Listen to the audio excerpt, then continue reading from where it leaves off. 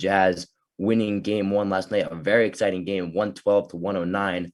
The highlight of this game would have to be Donovan Mitchell, 45 points, 32 in the second half. And he really just put on a show and carried the Utah Jazz to a impressive victory past the Los Angeles Clippers. And the thing is with game one here, I wasn't really able to take a lot from this because the Clippers, they played a tough 7-game series with the Mavericks, and they're probably banged up, and they probably had to be fatigued a little bit, you would think. So it's an interesting game one, but I think the Jazz looked real good. But I'm not taking anything away from the Clippers. I think the Clippers can still be big players for the rest of this series going forward.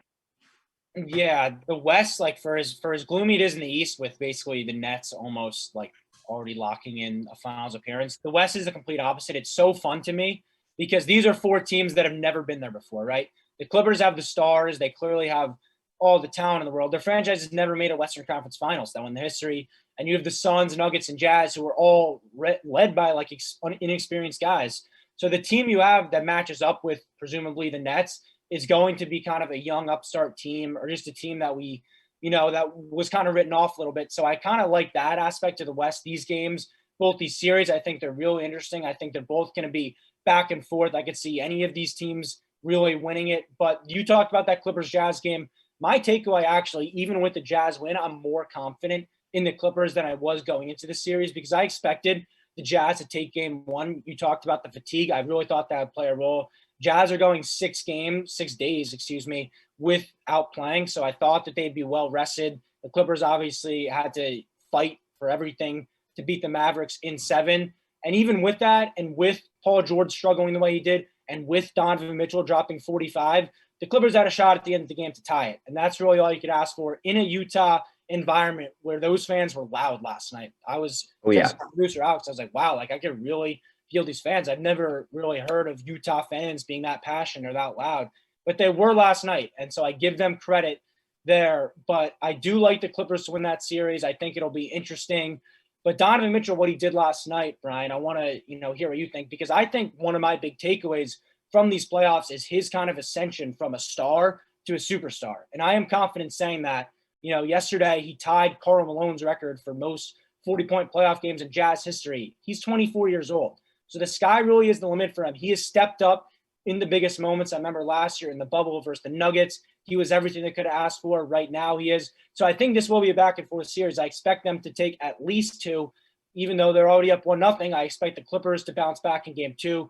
We'll see what happens there, but I'm having a really fun time, Brian, just watching these games out West because these teams are fighting for everything, and there's not one team that is really blowing everyone else out of the water.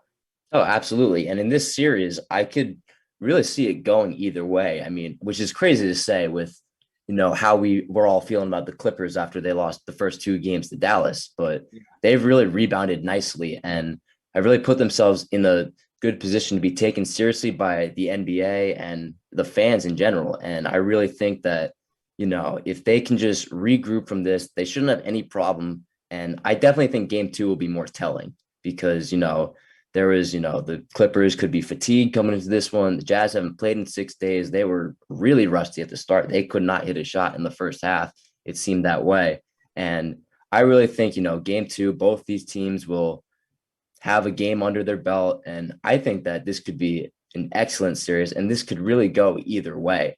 And that's what I love about the West. In the East, you have, okay, the Sixers are heavily favored. The Nets are heavily favored, not in the West. I mean, the West really, any of these teams could have a shot to get out of the conference. And that's what's so interesting to me. And, the Jazz are a great team. And I think people don't give them enough credit. They play great defense. And as you say, they have star players in Rudy Gobert and Donovan Mitchell. And Donovan Mitchell put on a show, and it was tremendous to watch. And I'm just really interested. The Jazz, they could be good players. Also could be key players in the Western Conference. We have the Nuggets and the Suns, and the Suns are up 1-0 in that series with a 122-105 win the other night. And I have to say, I don't know about you, Ryan, but I really like the Suns, especially after watching this game. We saw them take down the LA Lakers in the first round, and this game one, it really showed they have a deep team, and it wasn't just, one person really kind of, taking over and scoring all the points. There was really an all-around effort, and I thought they did a great job. And I really think that, in my opinion, I think they're going to be the ones to come out of the West. Yeah, a second ago when I was breaking down the West, I stopped myself from saying I could see all four of these teams in the finals because I can't see the Nuggets in the finals because I am I very agree. confident in the Suns, as you talked about. I feel the same exact way you did, similar to how I just talked about Donovan Mitchell, that transition from star to superstar. I saw the same exact thing in Devin Booker in these playoffs because he's put up the numbers every season, right? And the number one criticism from people, including me, was why does it matter? They're empty numbers on a bad team. And obviously, the bubble last year, 8-0, they had all the momentum. They go out, you give that front office a ton of credit, getting a guy like CP3, even with that contract. Many people are so skeptical, saying, how does this move the needle? And it clearly has.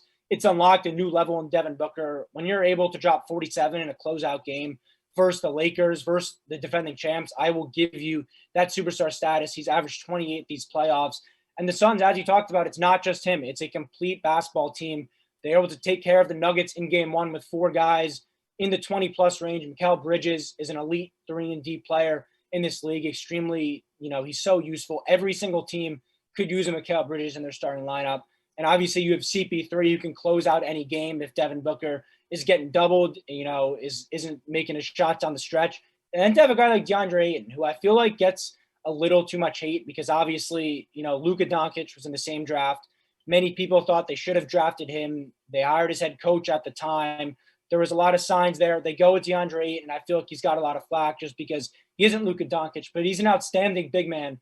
And when you have that presence down low, it opens up, what you can do on the 3-point line because you have to clog kind of the inside. So I really like the Suns also. CP3, he's never been to the finals before. This, I think, is his best shot. How awesome would it be, Brian, to see a Clippers CP3 reunion in the Western Conference Finals, the Clippers' first ever Western Conference Finals versus, their former franchise guy in Chris Paul? I think that would be a really interesting series. That's how I see it going. And I certainly do like the Suns to take care of the Nuggets here, but I can't take away from Nikola Jokic and what he did this year. The MVP of the league, completely deserving, lowest drafted MVP in league history.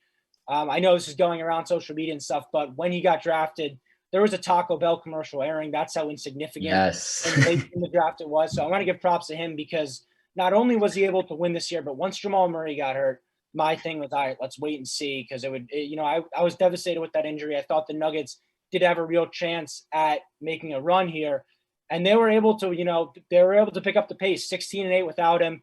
They obviously just beat the Portland Trailblazers. They fought against the Suns. That series certainly isn't over, so I give them a ton of credit. But I do not think personally that they can beat the Suns or anyone in the West for that matter. Yeah, I mean, the Jazz and the Clippers are really good, but the Suns, they have been playing their best basketball yet. And I really think their defense has also been playing really well. I mean, they really contained Jokic really well. You look at the numbers he was putting up in the Blazers series, he had five of the 6 games, he had over 30 points. And then last night they hold him to 22, and it really, really helped them. They went on that huge run, and I just really like the Suns, and, Chris Paul being healthy is so important. And I really like this team. The Phoenix crowd is much like Utah, is also crazy. And it really gives them this. Exactly. Yeah. They give them this home court advantage. The fans have been waiting for this, not only because of the pandemic, but the Suns really have not had much success in the last decade. So I really think with the depth this team has and, the home court advantage and especially, the production from their starting 5, I really think the Suns are a key player and could very easily make it out of the West, but we'll see going forward.